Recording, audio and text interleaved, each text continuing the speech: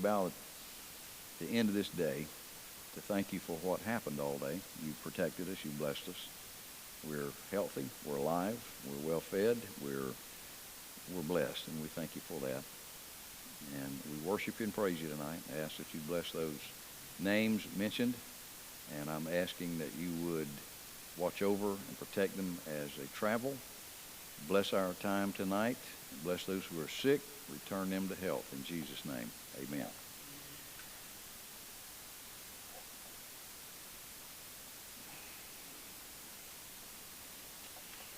Okay. What if you could sit down and talk to the richest, most powerful, famous person who ever lived? You could ask him any question you wanted. What would you ask? Would you ask, what's it like to be the richest, most powerful, most famous person who ever lived? Just what's your life like on a daily basis? And that basically is what we had the opportunity to do in the book of Ecclesiastes. This man, even today, was the richest human being that's ever lived. And his book was written toward the end of his life. He wasn't a young man when he wrote the book of Ecclesiastes. So it's kind of like you writing your memoirs. You've lived all your life. You've done whatever you've done. And toward the end of life, you get your pencil and pad and sit down, you're writing. Solomon he's lived a long life. He never lived up to his potential. He had the chance to be the greatest king Israel ever had, and he blew that. I mean, he was a foolish young man. He experimented with all kinds of things to find out what life was all about and what would bring joy. Should he not have already known that? Should have already known those things. But apparently had to prove, how kids are, that's hot. I don't believe you, And so Solomon was kind of that way. His kingdom was about to split when he was going to die. Then the two boys would take it and split and run with it. My heart kind of goes out to Solomon because he sat in the catbird seat and could have done so much more than he did. I'm grateful for what he did. But let me give you some themes of the book of Ecclesiastes as we have walked through it, because we're coming to the end of this, which I think is the most enigmatic, mysterious book in the Bible. It's just odd, some of the things that he says and, some of the comparisons that he makes. But one of them is, these are so obvious. Wisdom is better than ignorance. That's one thing. Would you say that? Now, we won't have a problem with that in here. Out there, that just doesn't seem to be much of a choice at all. And you'll find that in chapter 2, verse number 13. He also says in chapter 2, verses 24 and 26, that the enjoyment of life and the satisfaction of the work you do are gifts of God, but they still don't bring ultimate happiness. You can have the best job in the world. You can make six figures. You can live in a 20,000 square foot house, and those are great. You enjoy those things. There's nothing wrong with being wealthy, and the world thinks there is. Right now, many people think, if you're wealthy, you stole it, from your poor neighbor down the street. Well, that's ridiculous. But that's the second thing. And then he talked about in chapter 4, there's injustice in the world, and our earthly systems of politics are oppressive. Would you believe that? Is there injustice in the world? Everywhere. Are there oppressive governments in the world? Yes. And then he comes to chapter 5 and he says, money won't buy you happiness. Now, you tell people that are busting their humps every day, and this is all they're interested in is making more money and making more money. And Solomon comes to this conclusion: you will never have enough. Doesn't matter how much you make, you will never have enough. And then he talks about sometimes in life, good people die young. And that's kind of a mystery to him. why not let these people live a long time so they can influence a lot of people? And that's in chapter 7.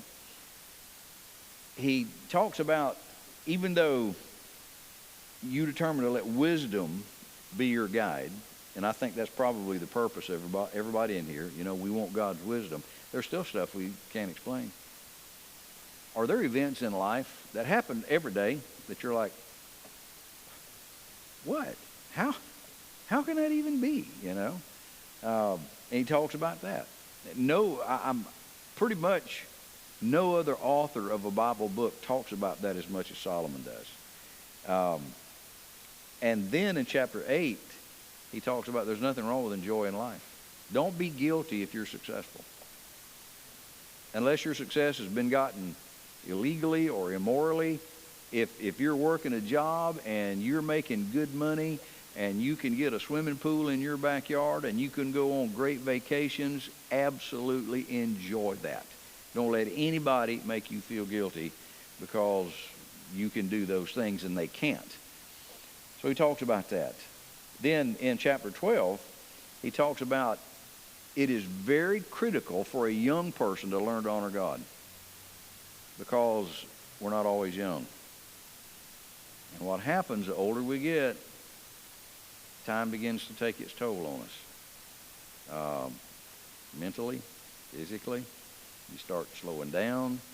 And Solomon in chapter 12 is going to give some wonderful analogies of what happens to us when we get old. And the systems that start to break down. Things that you can't do that you used to be able to do. Things that you it's pretty graphic in chapter 12. Do what? Let's just jump over that one, right? And then he also talks about, despite life's hardships and inequities and unexplained tragedies, all of that stuff, still the best thing is to honor God. We don't have to be able to explain everything. And I'm sure as Christians, you've been asked by either Christians or non-Christians, either one, how do you explain the bad things that happen to wonderful people?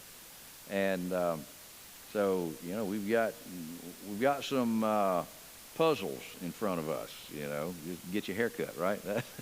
That's go to the barbershop. Well, in chapter 11, we're coming to the end of this story, and he has shown us some really inexplicable events. How come this happens? Explain that. And we can't.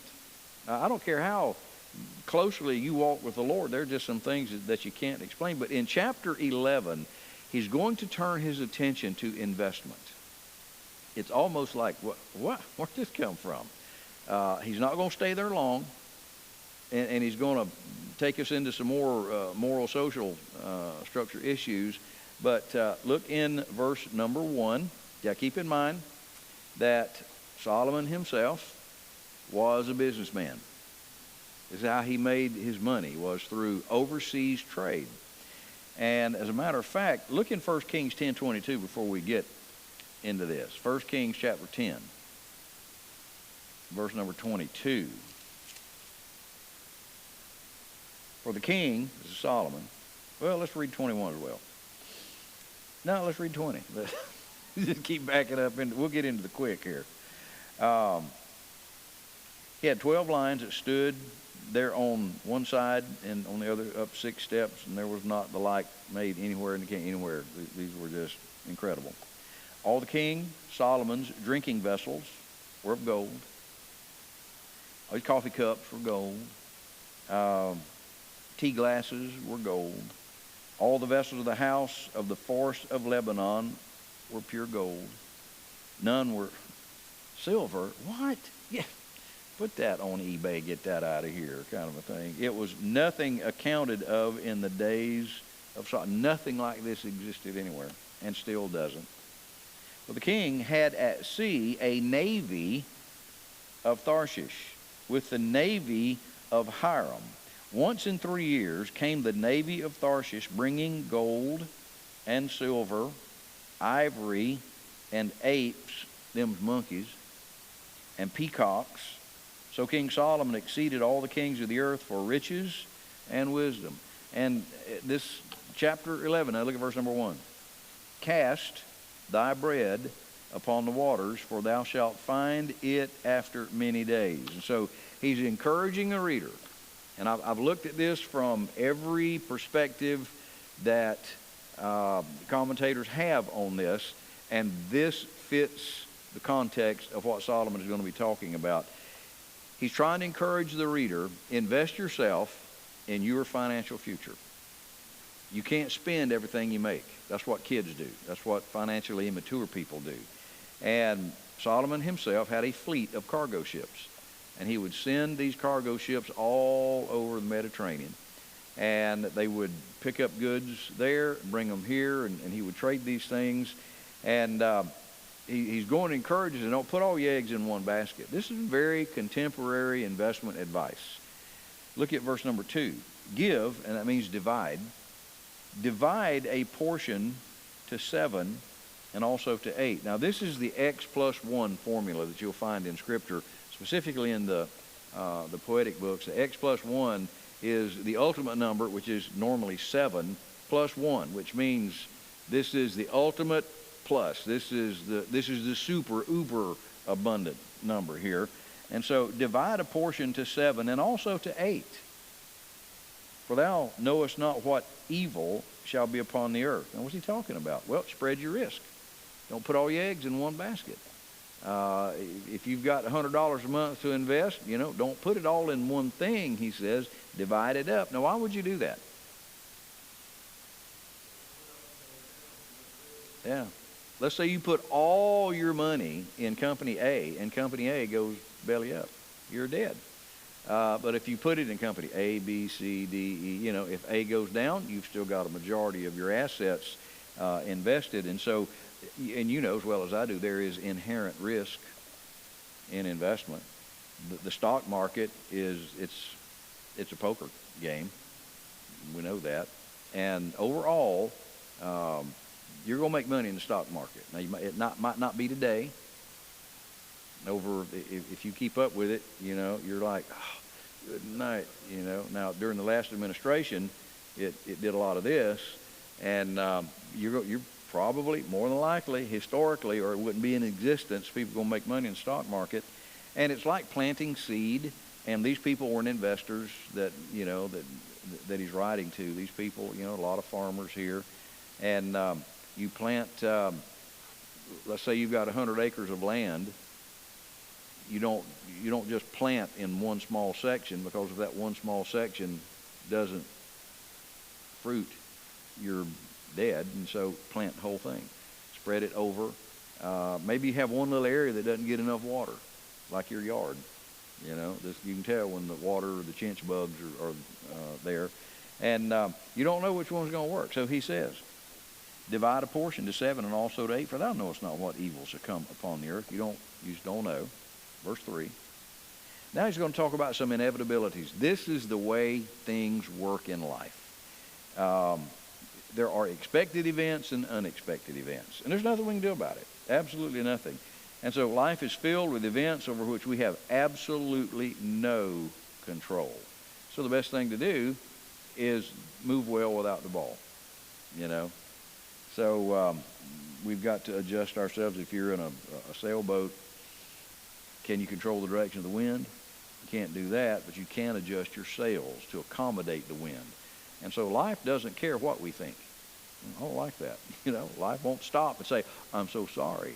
Life just goes on, and we have to make the adjustment. So it says, if the clouds be full of rain, what are they going to do? If the clouds are full of rain, it's going to rain.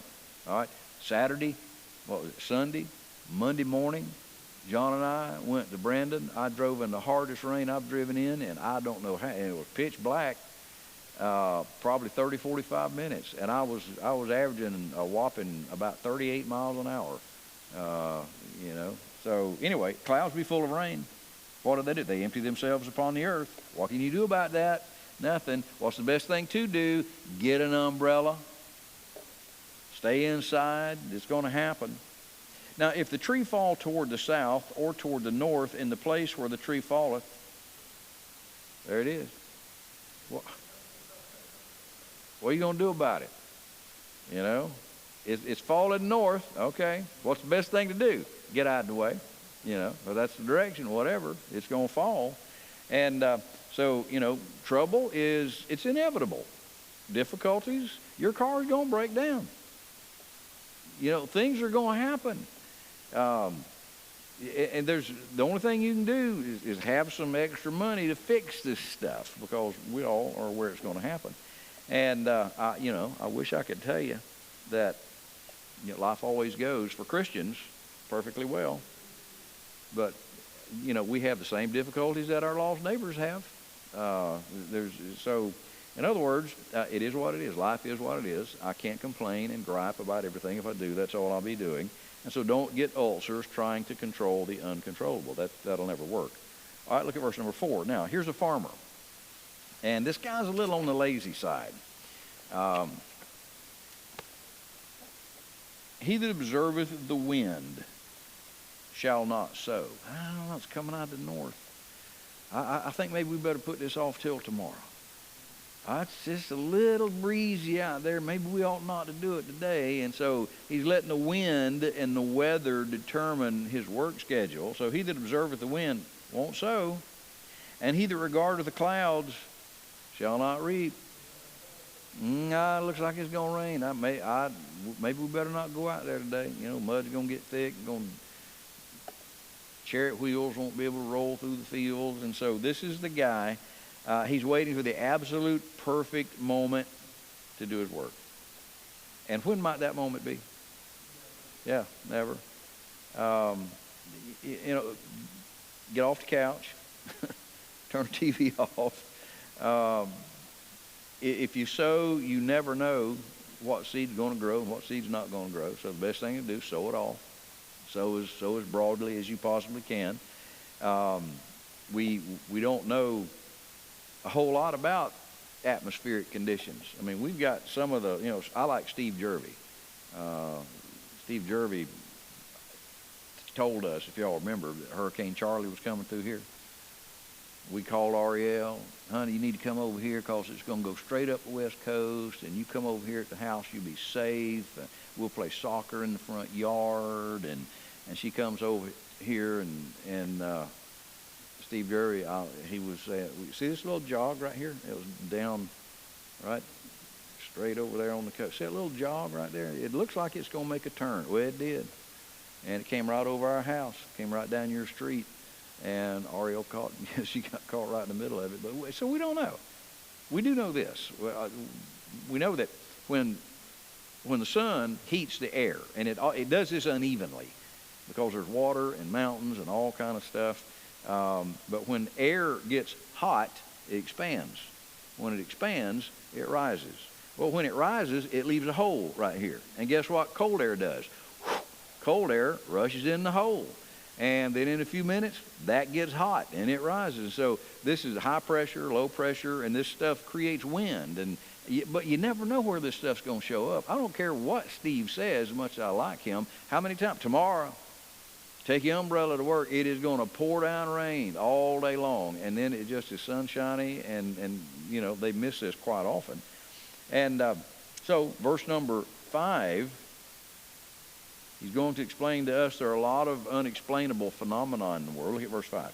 As thou knowest not what is the way of the Spirit, and that is translated the path of the wind. We don't know. It comes from here, there. We don't know that. Nor how the bones do grow in the womb of her that is with child. Now, I don't understand this. Here, a woman gets pregnant, and that little egg is fertilized. It's soft. It's gooey. And in a few months, it's got skeleton. It's got a skull. It's got all of the organs in the right places. The eyes are formed, and the heart starts beating. Can you explain that to me? It's an amazing thing what God has done.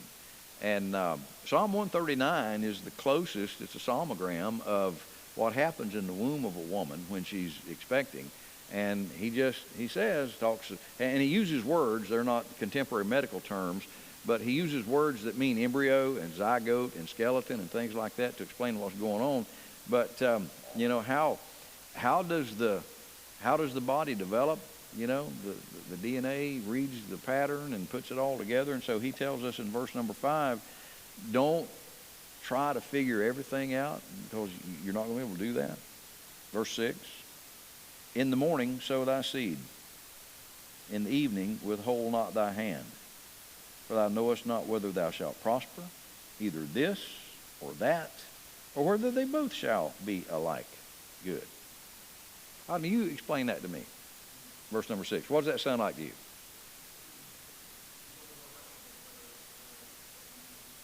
Good. Get up in the morning. Every day, in the morning, sow your seed. Get out of bed. Go to work. Go to work. And again, Nathan's right. You don't know what field or pasture is going to produce. Sow both of them. If this one doesn't work, this one will. If this one won't work, then this one will. And so you just do the wise thing and give yourself the greatest possible chance for success. And, I'm grateful these kids are being exposed to that philosophy. Don't be lazy. Don't expect, and this is one thing that just makes blood shoot out of my ears, is when people expect the government to take care of them. Don't want to work. People cross our border, come here illegally, and expect, that's just really difficult for me to handle.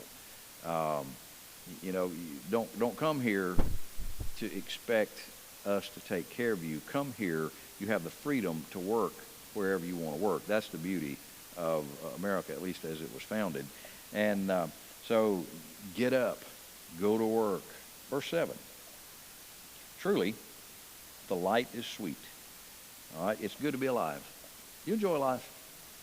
Right, most people enjoy life. Not everybody. There's some folks that just hate life. It doesn't matter. You can chew their food for them, and they're going to find something to complain about. But what a joy it is. What a gift life is. It's absolutely great. Look, you love being around your kids? I love it when Eric is coming down. This woman gets so excited. I know Paul does too, but she's thrilled to death, And I love that, to, know that just really makes life. You'd rather have that or a $5 an hour raise. Oh, maybe, I'd rather have Eric come. That's way more important. Now, if we could work both out, that would be okay, right? I understand that. But anyway, the light is sweet. Life is good. It is, enjoy it. Don't look around for busted stuff, always to complain about that. Don't do that. Truly the light is sweet, and a pleasant thing it is for the eyes to behold the sun. I'm glad I can enjoy this world and live in this world and laugh with you guys and learn with you guys and serve with you guys and spend time with my family and my friends and do some traveling every now and then and read books that other people have written. I love that. That's a wonderful thing. Now, every now and then, do you step in dog poop? We do. What do? Wash your foot off. And I hope I didn't offend anybody by that, but that every now and then that's going to happen in life. Those are just real things. And verse number 8 now. If a man live many years, great. You live 100, great. That's a good thing. Enjoy all 100 plus of those years. Don't live them complaining and finding fault with everything. You're going to be dead before long. We kind of honor death. And I love the fact that Jesus didn't dignify it.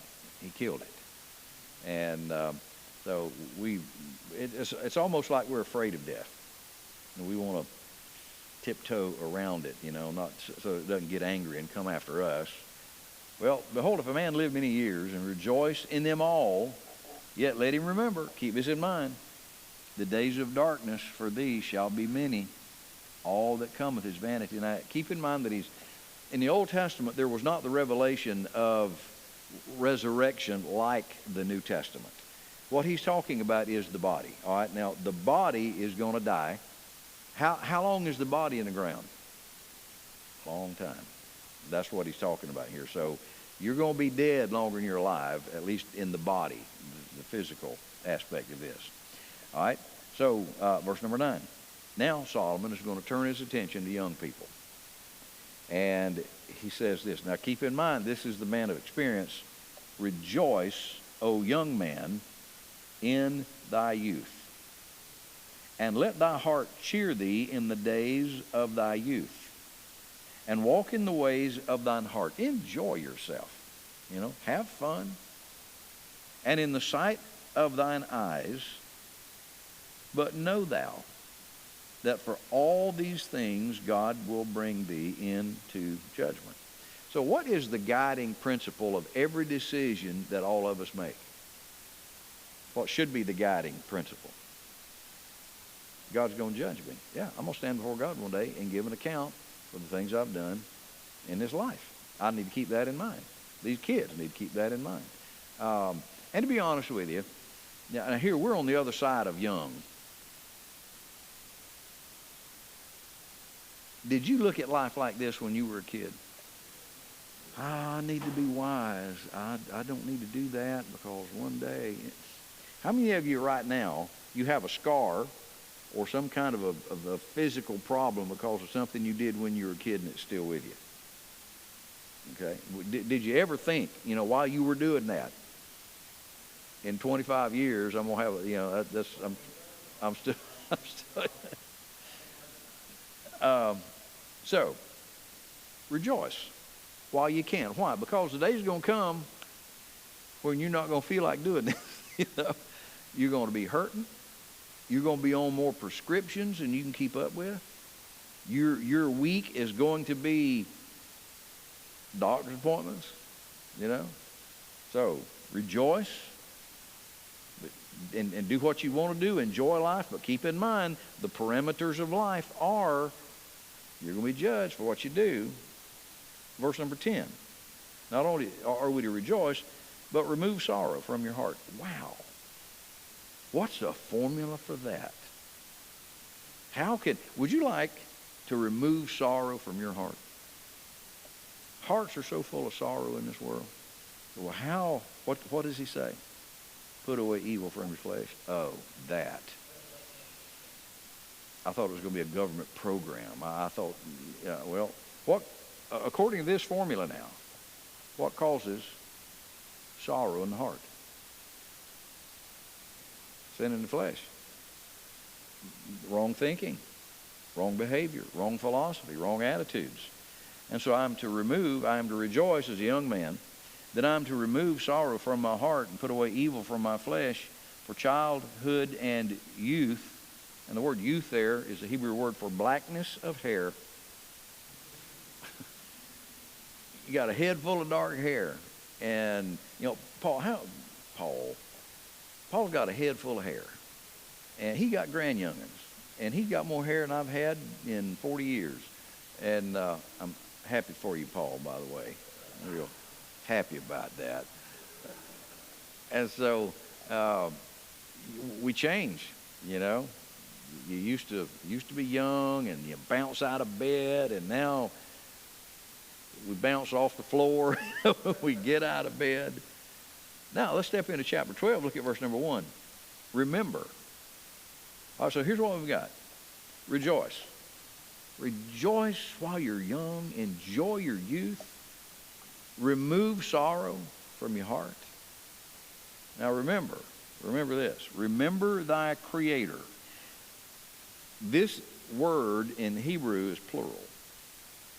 So it is literally remember your creators.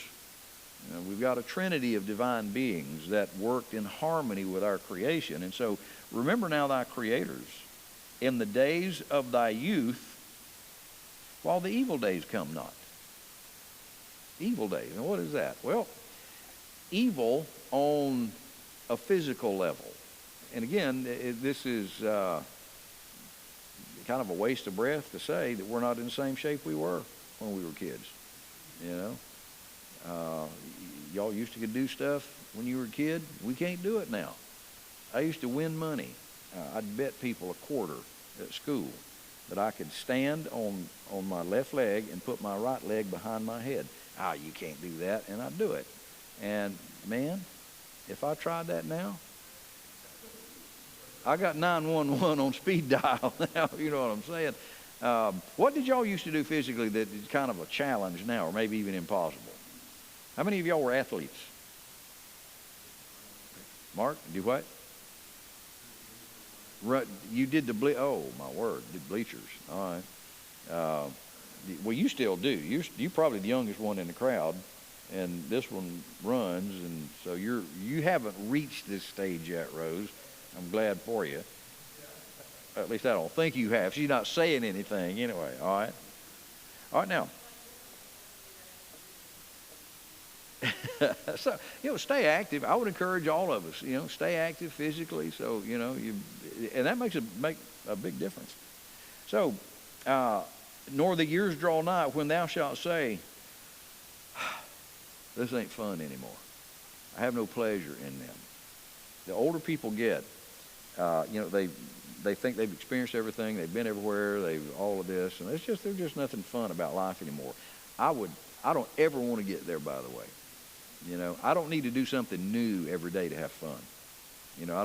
We don't have to go somewhere to enjoy life. You don't have to, accomplish something. I don't think you can do that. Just the fact that we're alive, to me, is just a wonderful gift. Now, while the sun or the light or the moon or the stars be not darkened.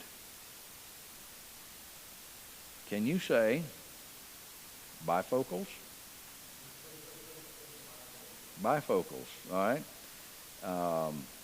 And one day, you're going to, it's going to be kind of hard to read your computer screen and the newspaper and your eyes. I've been told for years, when you turn 40, your eyes start to change. And that's exactly what happened at the age of 40. And so one of these days, these kids back here that can see like eagles now, give them a few years and they're going to be wearing contacts or glasses. So, nor the clouds be returned after the rain. Okay, it rains, clouds come back, it rains again, clouds empty, it rains, come back again. We're talking about continual, perpetual pains. Hurts. Something hurts all the time. All right, verse number 3. In the day when the keepers of the house shall tremble. What do you think that means? What are the keepers of the house? What are the guards? They're going to tremble. Now, what do we call that?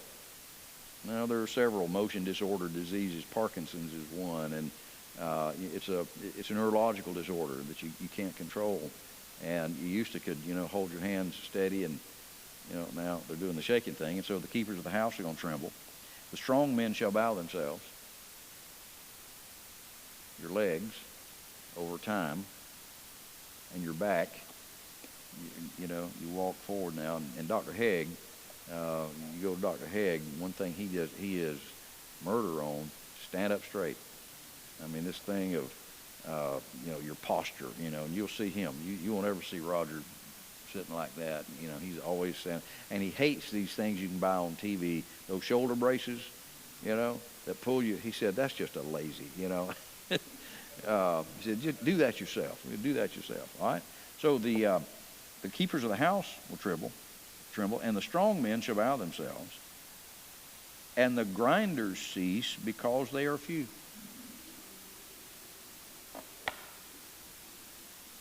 What does that sound like? Your teeth are going to fall. Exactly, your teeth are going to fall out. And nobody's going to be hearing you chew anything, Walking on some thin ice now here, Mark. And so the grinders cease because they are few, and those that look out of the windows shall be darkened. This is another reference to your eyes. You won't be able to see as well, all right? The doors shall be shut in the streets. I can't hear anything outside. Well, you can't hear anything at all. your ears, you're gonna get deaf. It's gonna be harder to hear. And your wife or your husband will say, "Can you turn that TV down just a little bit?" Because you can't hear it. And so the doors are gonna be shut in the streets when the sound of the grinding is low. You don't have teeth chew stuff anymore, so you're eating soft foods. And he shall rise up at the voice of a bird. Any noise wake you up now. You're such a super light sleeper now. All the daughters of music shall be brought low.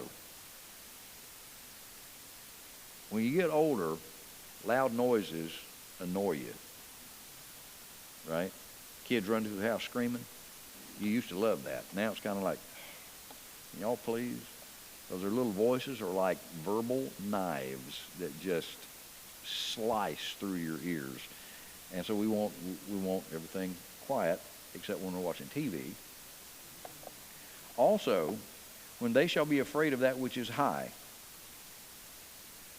I was watching Cheyenne before I came to church tonight, and it's funny. They know what commercials to put on INSP. It's Social Security, insurance, it's hearing aids, it's all kind of stuff for, when y'all get that age. And so they're afraid of that which is high. And they were saying tonight that the number one fear of senior citizens is falling. And they had a guy, he dropped his cane, he was bouncing down the steps, kind of like Tim Conway, did that slow motion roll. And so you're afraid of that which is high because your balance now is not what it used to be. And the almond tree shall flourish. You know what color almond flowers are when they're in full bloom? They're white. So what's going to happen after a while? Well, he that had black hair now has white hair. And I love watching, like on Facebook, kids that I went to school with, or people I went to school with, had just jet black hair. Now, it's just solid white, and Paul David was one of them. My brother, he had black, just dark black, and now it's just as white as it can be. And so our almond trees are going to flourish. The grasshopper shall be a burden. You cannot wait.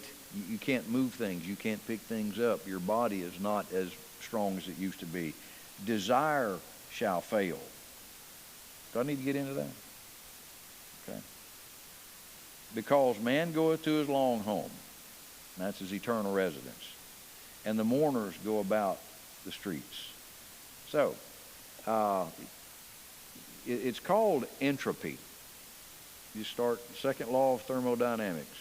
Things wind down, get slower, like a top. You could spin that top, and it wouldn't even move. It was so fast. Then after a while, it'd start to wobble. And so, time makes your top wobble, and all kinds of things begin to happen. Or ever the silver cord be loosed. That's your spinal marrow. So now we're talking about some serious internal problems. Possibly cancer is being discussed here. Or the golden bowl be broken, or the pitcher be broken at the fountain. I looked at that word fountain, and interestingly, it means right ventricle. And if you go on, the fountain of the wheel be broken. The word wheel is translated aorta. And finishing the sentence, it will be broken at the cistern, and the cistern means left ventricle. So what are we talking about here? Heart attack. Yeah, we are susceptible. And cardiovascular disease is the number one killer of human beings around the world. Like 217 million people a year die from cardiovascular disease, heart attacks. And Jesus said that toward the end of time, men's hearts will fail them for or because of fear. And the word fear means to breathe out. They're going to die. He said men toward the end and women toward the end of time, the more stressful situations get, they can't handle the stress. They might get on drugs, they might get on alcohol, they might just can't handle it anymore, and it's just going to affect them. Then shall the dust return to the earth as it was, and the spirit shall return unto God who gave it. I love that picture right there. Here's what happens to us. We'll die. We'll just turn to dust on the ground. But there's something about us that will never die. Spirit. Who gave spirit to man?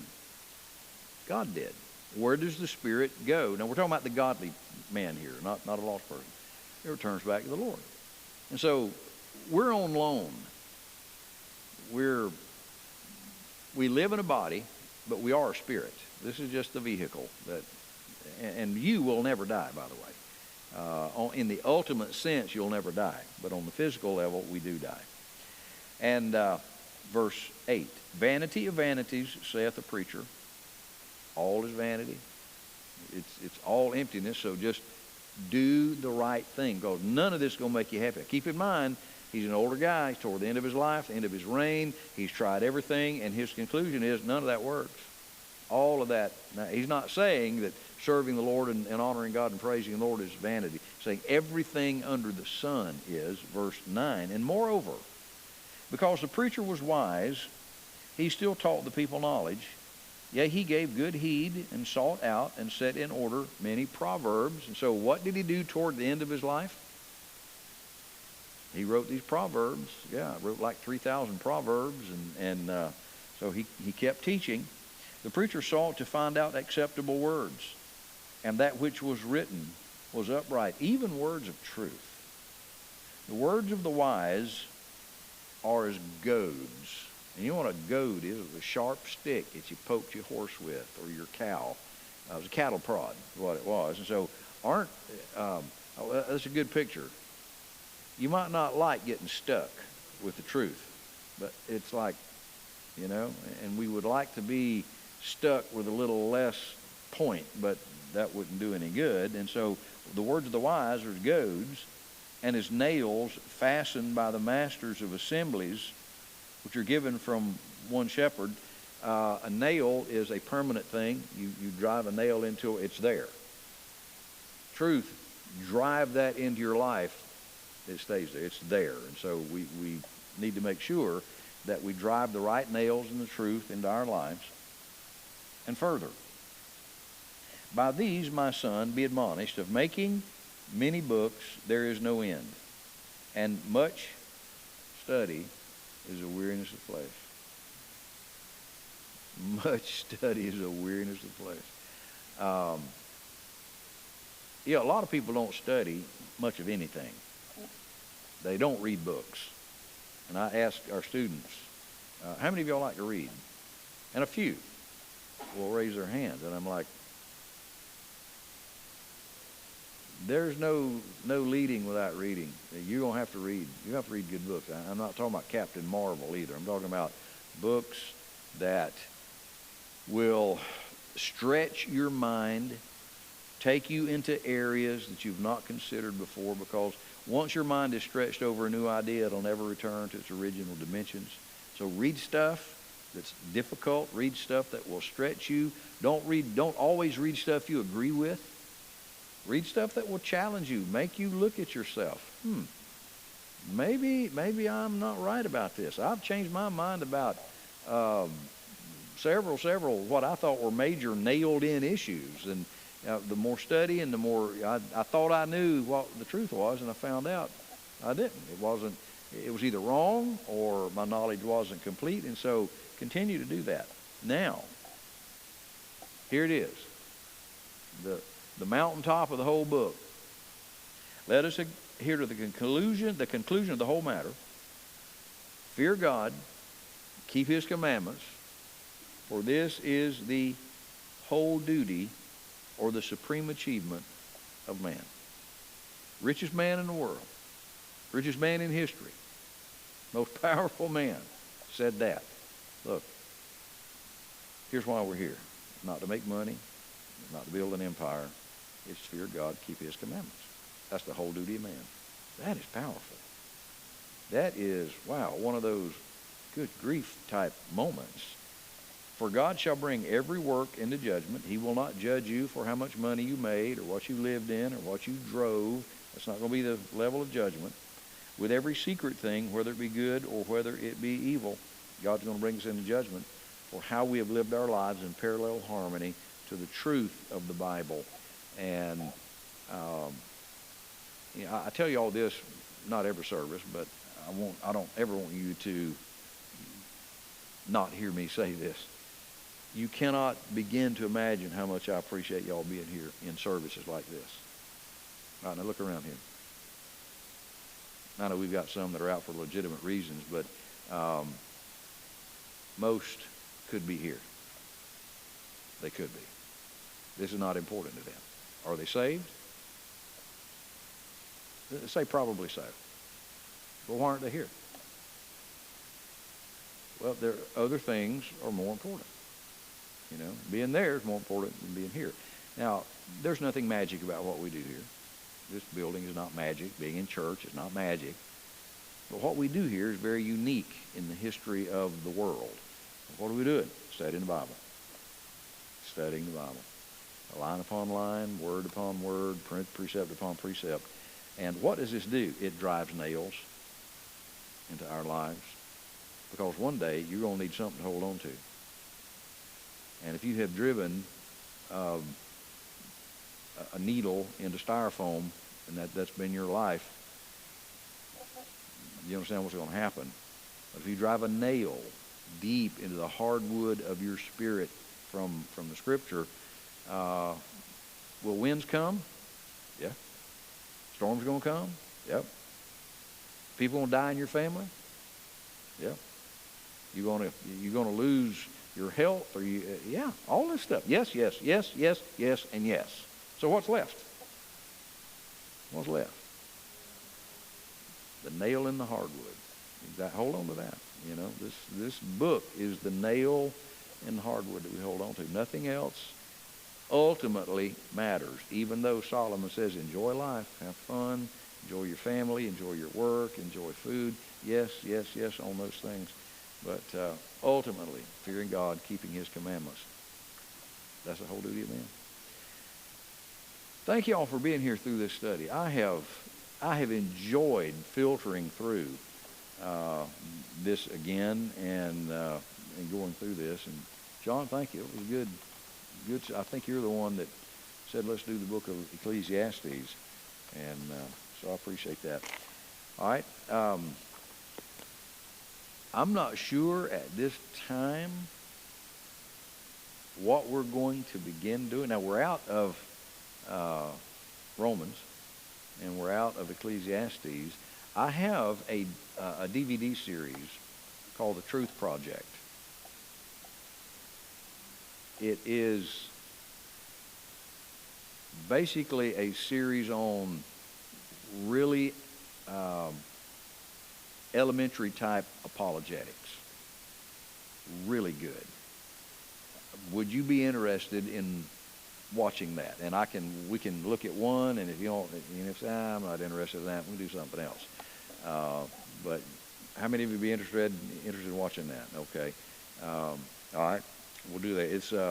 It's a guy, a teacher will come out, and there's a classroom full of people, and he's talking to them, and they'll ask questions. It's kind of a classroom type thing, somewhat like we do here. And that's really, really good stuff. All right. What do you think would be best, Wednesday or Sunday? It really doesn't. You are.